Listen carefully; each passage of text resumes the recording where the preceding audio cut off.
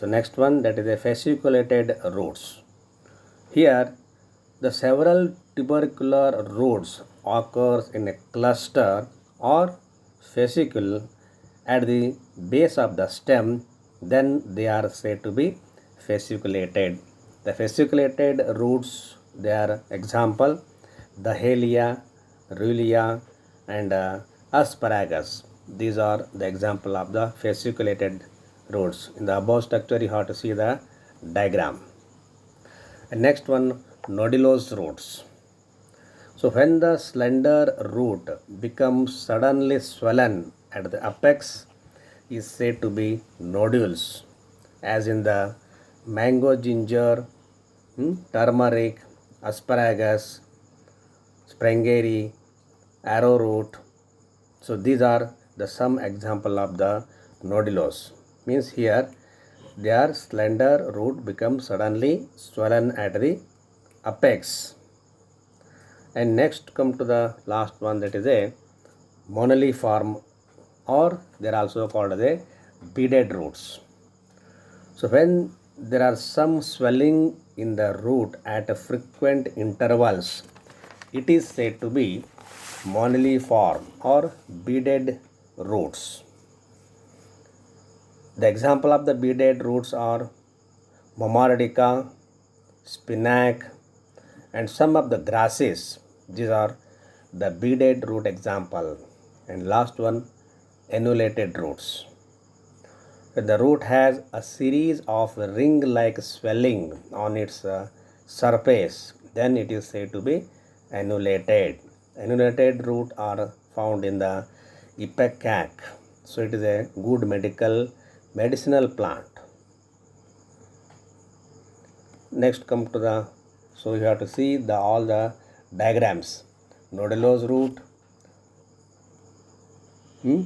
moniliform, annulated and beaded root. So these are the diagram of these modification for the storage. And another one for mechanical support. The adventitious roots are modified for a mechanical support.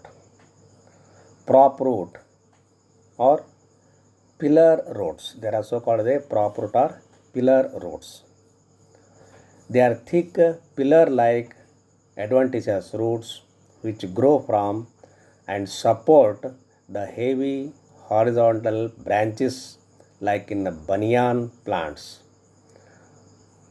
The plant of banyan like Indian rubber, scrapin. So these are example. They can support the horizontally branches. These are also called hanging roots. The next one. So you have to see in the diagram banyan tree. So these are hanging roots. They are also called as a prop roots. They can support the horizontal stem. Next, stilt root. Stilt roots, they are stout but thick supporting roots which developed obliquely from the base of the node of the stem, as in sugar cane, maize, jawar, sorghum. So at the base of the nodal region, you have to see the sum of the root arises. They can give support to the growth of the stem. So these are called as a stilt roots. So you have to observe in the diagram. Next, clinging or climbing roots. So these are non-absorptive adventitious roots which are found in a climber plants. They arises from the nodes like in a beetle, ficus, pumila, or in both plants you have to see the clinging or climbing roots. So these roots penetrate the cracks or fissures of the support and hold the support firmly by forming the claw. So these are called the climbing roots.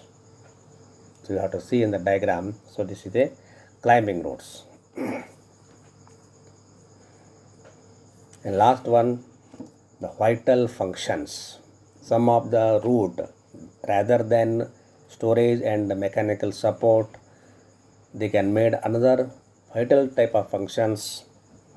These are assimilatory, epiphytic, sucking, and some of them are respiratory roots.